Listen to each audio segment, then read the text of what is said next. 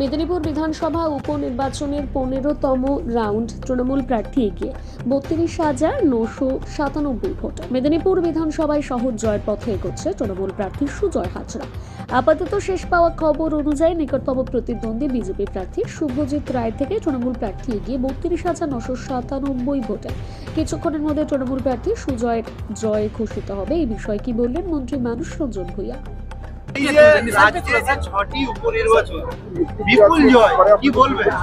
এটাই তো স্বাভাবিক। মমতা ব্যানার্জিকে এখনো বিরোধীরা চিনতে পারলেন না। তিনি শুধু রাজনৈতিক নেত্রী নন, তিনি মানুষের জনগণ মন অধিনায়িকা। তিনি মানুষের অন্তরে জায়গা করে নিয়েছেন।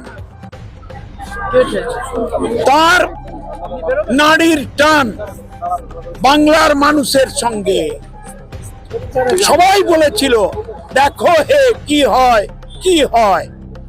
বাংলার মানুষ, মেদিনীপুরের মানুষ সব দেখিয়ে দিয়েছেন যে তারা কোনো কুৎসা শুনতে রাজি নয়, কোনো সমালোচনা শুনতে রাজি নয়।